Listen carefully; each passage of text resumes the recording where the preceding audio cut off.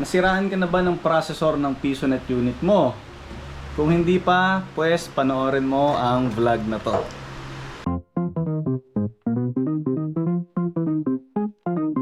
So nandito ako ngayon sa Batangas branch. Yan, wala nang tao kasi close na kami. Time check natin is 9 PM. So maaga kami kasara rito. And meron kami to troubleshoot kasi ito nga, nasiraan po kami ng processor ng isa sa unit namin. So Athlon 200GE. So alam ko napaka-unusual na masira agad yung processor kasi 1 year pa lang siya mahigit. Kaya nagulat din ako nung ayaw gumana. Pero ito na nga, nakabili na ng bago. Ito na, nasaan yung bago natin pre? Ito. Yan. So yung ipapalit natin. So kasi ikakabit niya na, mamaya ko nilang explain yung ano. Sige pre, kabit mo na. So mamaya ko na-explain yung kung paano namin nalaman na processor nga. Pero pag ito, gumana sa bagong processor, ibig sabihin, tama yung ginawa natin. So ito, natanggal na natin yung luma. So na ito yung luma. At ikakabit na yung bago.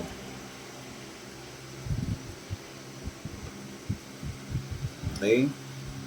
So kabit mo rin yung fan. Ito ba? Ikakabit na ni Mikey yung yung fan. Grabe, ang sakit masiraan ng ganito.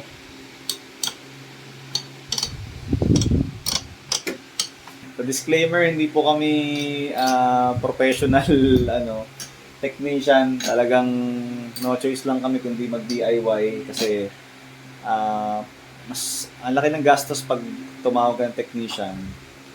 So ito, YouTube University. So pwede nyo rin gawin. Destroy it yourself.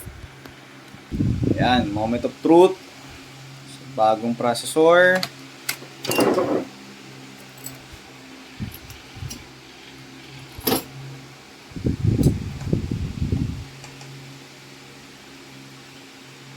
Ayun, nag-boot na.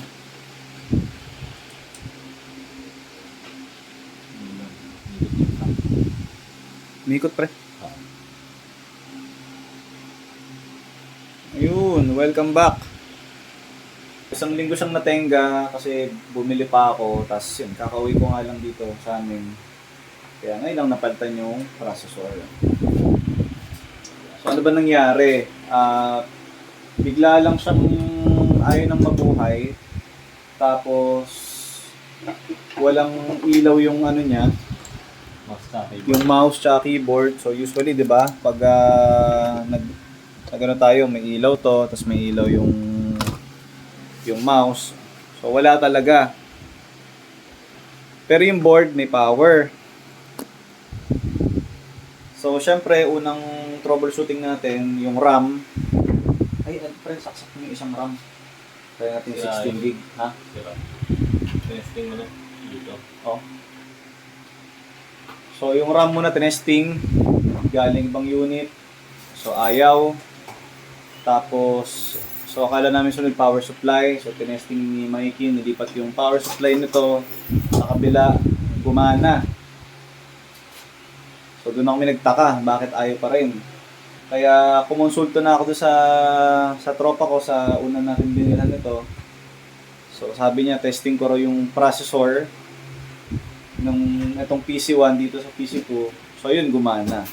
So yung tinesting namin yung processor ito, so ito nga, itong sira. Tinesting namin dito sa PC1, ayaw gumana. So katulad ng nangyari dito, parehas nung nangyari nung tinry namin to. Kaya yun. Ang conclusion, processor po talaga ang nasira. Paano mapiprevent kaya na hindi siya masira? Actually, hindi ko rin alam kasi first time, kahit noon pa nung gumagamit ako ng computer, never pa ako nasiraan ng siguro wear and tear dahil syempre bugbog na bugbog.